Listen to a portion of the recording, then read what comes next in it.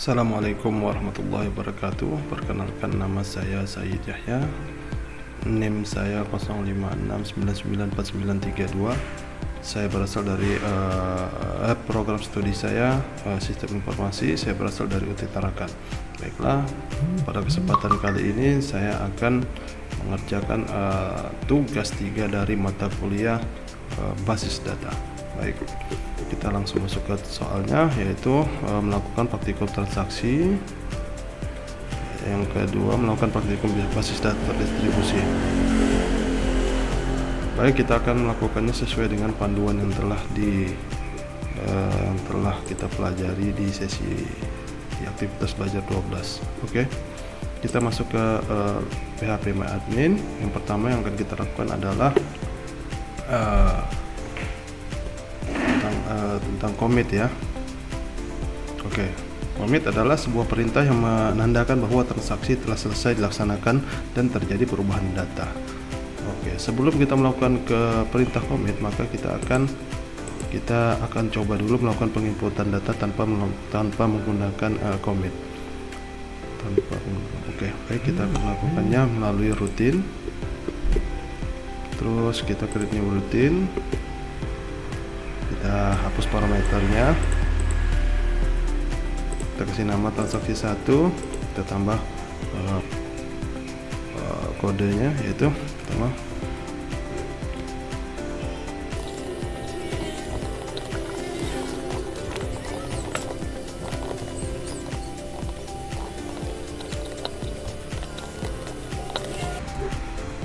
Oke, baik, ini adalah kodenya.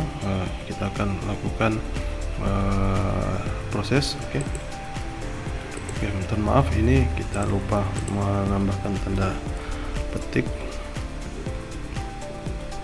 1 ya.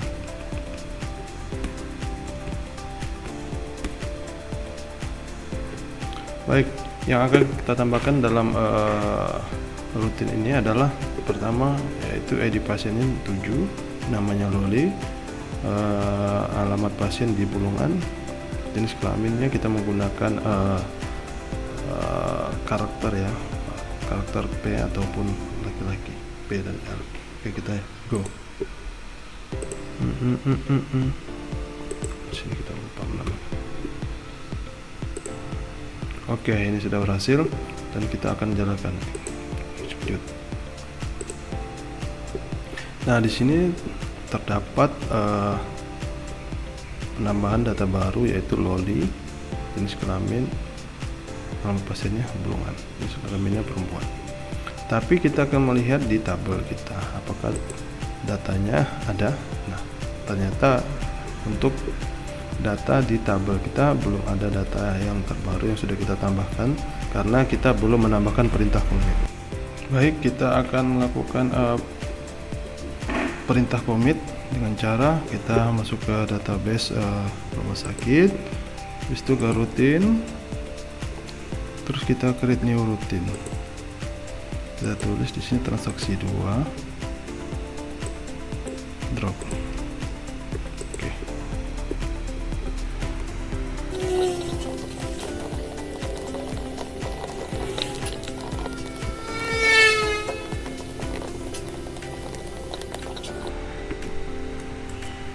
Baik, ini adalah hasil dari penginputan kode untuk transaksi 2. Mari kita jalankan. Oke, kita lihat, kita laksanakan. Mohon maaf, di sini ada kesalahan. Awas ya, kita lupa melakukan menggunakan tanda petik 1. Oke, go. Kita execute. Oke, berhasil. Untuk di transaksi 2 sudah keluar untuk data Lola, jenis kelamin perempuan, dan alamat pasien Bulungan. Mari kita lihat di database pasien apakah ada. Ya, dengan menggunakan perintah commit maka di database pasien juga terinput untuk nama pasien Lola. Baik, sekarang kita masuk ke perintah rollback.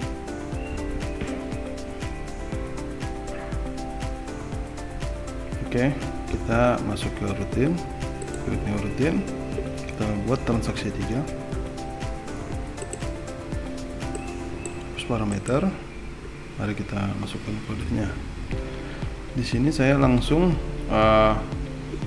membuat penginputan insert data dan update data. Oke.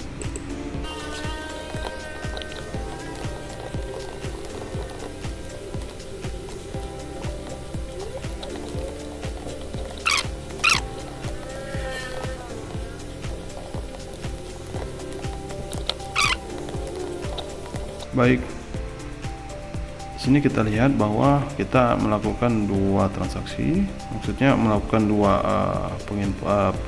dua aktivitas, yaitu pertama melakukan penginputan, kedua melakukan update data di ID pasien 3 dengan nama Ahmad. Jadi untuk penginputan kita lakukan pertambahan transaksi. Untuk update data kita akan merubah data pasien nomor 3.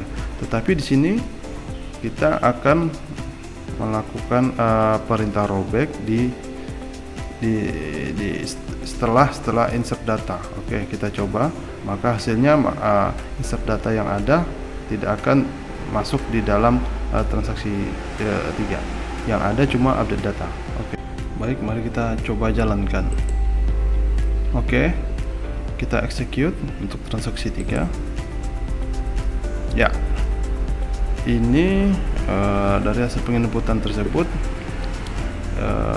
untuk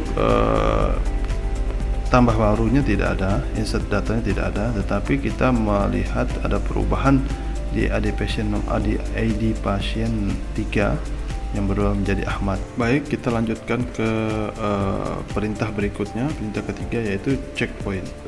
Baik, kita kembali ke rutin, kita buat create new rutin, kita drop parameter, kita buat ke transaksi 4. Oke. Ya, baik, di sini checkpoint adalah titik di mana proses terakhir disimpan.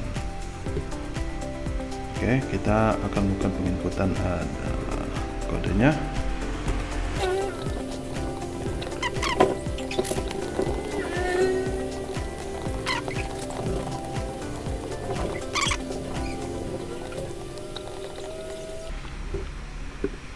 Baik, demikian penginputan dari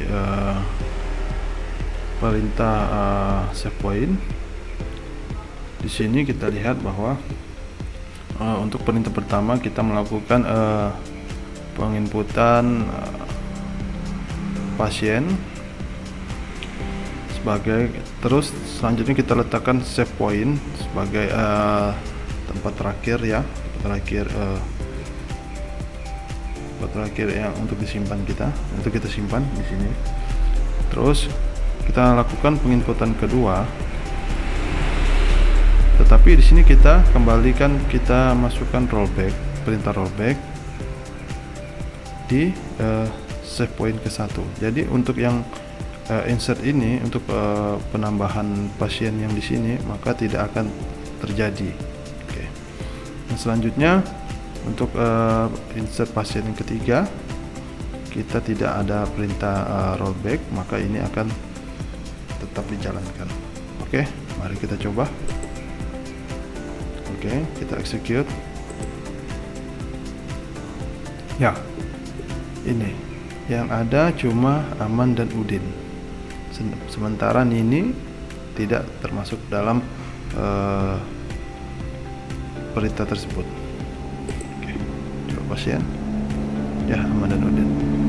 Baik, kita selanjutnya akan melakukan trigger. Trigger itu merupakan sebuah perintah atau event yang dapat memicu perubahan sebuah basis data. Dari panduan praktikum, kita akan membuat dua tabel baru, yaitu tabel obat dan tabel transaksi obat. Baik, kita akan buat tabel obat.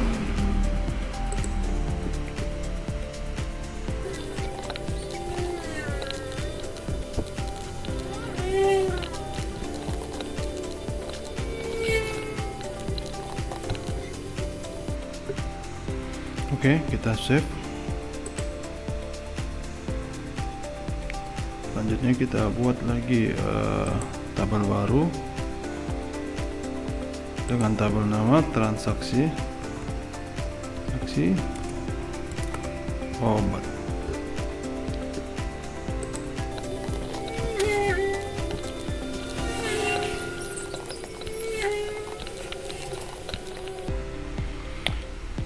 Baik, ini telah kita melakukan penginputan tabel untuk transaksi obat, maka kita save. Oke, sini sudah ada dua tabel baru, transaksi obat dan obat. Oke, selanjutnya kita akan melakukan membuat relasi antara tabel obat dan transaksi obat. Sebelumnya kita akan melakukan indeks terlebih dahulu untuk di ID obat. Terus di transaksi obat kita akan melakukan indeks juga.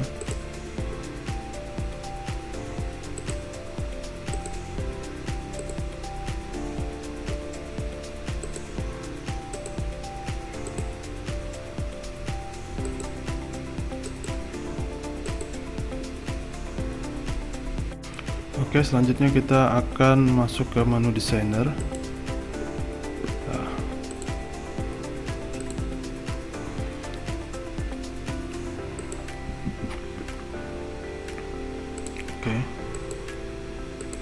Oke. Ya, kita akan membuat relasinya sesuai dengan panduan dalam praktikum.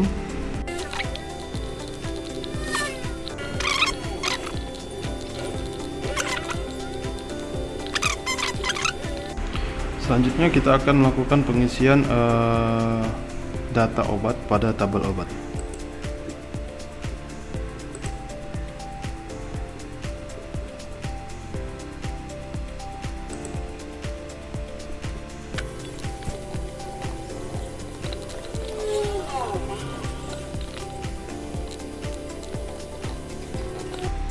Baik, setelah kita melakukan penginputan data obat, maka kita akan langsung go. Oke. Sini data obat telah masuk di dalam tabel obat. Oke.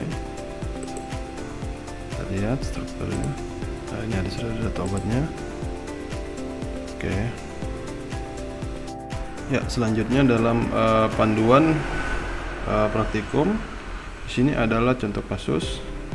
Misalnya seorang pasien membeli obat amoksilin sebanyak 5 buah, maka ketika tabel transaksi obat pada atribut jumlah dimasukkan data, maka secara otomatis stok pada tabel obat akan berkurang. Melakukan penginputan obat, kita akan melakukan trigger, yaitu masuk ke menu trigger, create new trigger. Ini kita ganti ke transaksi obat sesuai dengan panduan praktikum. Kita ganti namanya tanggal jual, ganti after, insert. Oke.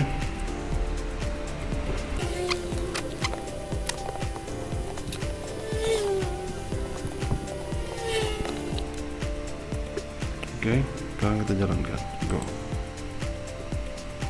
Oke.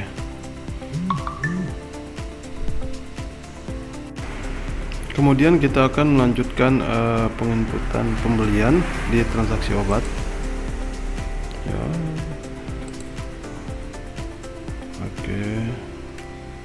Oke.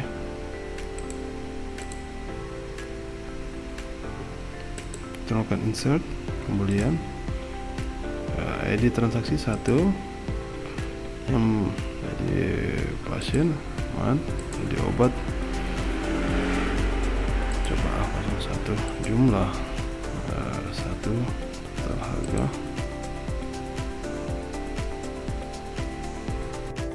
Untuk total harganya 20.000. Oke, kita lanjut ke pasien berikutnya. Jadi kita pakai